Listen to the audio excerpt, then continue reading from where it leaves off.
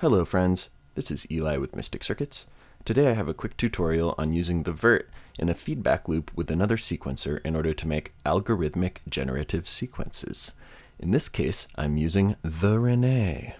If you don't know much about the Rene, I would suggest watching a few videos to get a basic idea about it. I'll link to some of my favorites in the comments. Very briefly, the Rene is a matrix sequencer which accepts two triggers, one which advances it in the X direction, and another which advances it in the Y direction. Having two triggers here is ideal because having a constant trigger source for one clock will keep the sequence moving even when the Vert is not sending out any triggers. So in this patch, I have a pitch sequence saved on the quantized output, and the unquantized output is going into the sample input of the Vert, as well as the damping parameter of rings. My audio source here is the Mutable instruments rings, with Vert modulating the structure parameter through a voltages expander. My Pingable envelope generator is acting as a constant clock source to input X on the Rene, and the Vert is sending a clock to the Y input on the Rene. Right now, all of the Rene steps for the unquantized output are low, so we shouldn't get any clocks coming out of the Vert. If I start the sequence, you will see it only advance in the X direction.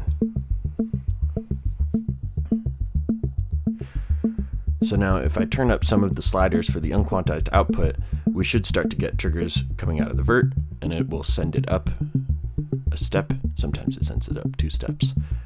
But turning up a slider on each step will now give us a path through the sequence.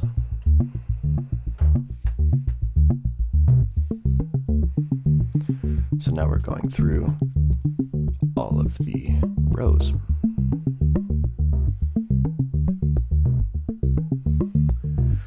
Of course, we get more interesting results by changing the sliders for all of the steps.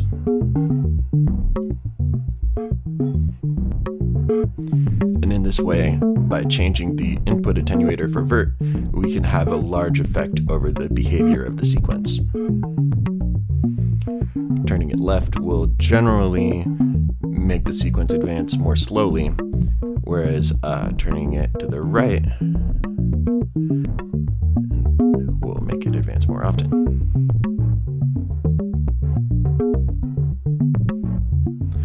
So in this patch, I'm also clocking the Vert from the Rene's X clock output.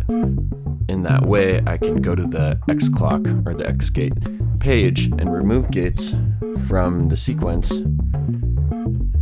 and have an effect over it. It's generally good to have 2 clocks, at least in each row, to make sure that we still advance. And this will make it so that the sequence advances in the Y direction less often. You can see that the Vert is changing its state less frequently than before. If I put some of these gates back, you can see that I can have a similar effect by removing some steps from the access page.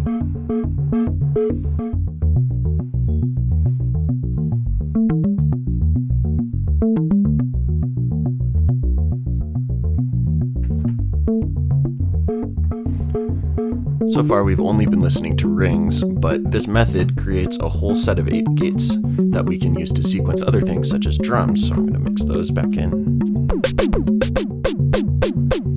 Pretty hot signal.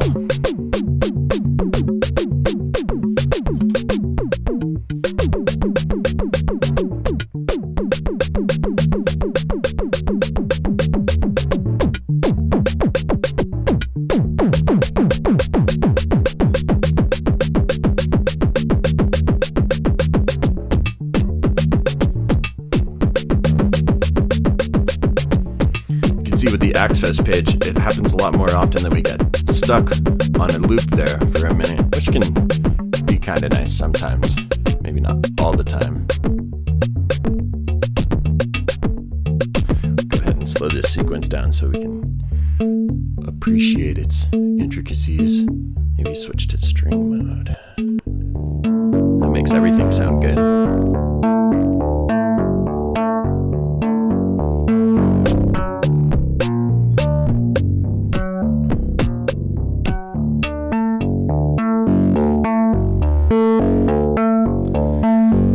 have it. I hope you have fun using your Vert for feedback sequences, and thank you for watching.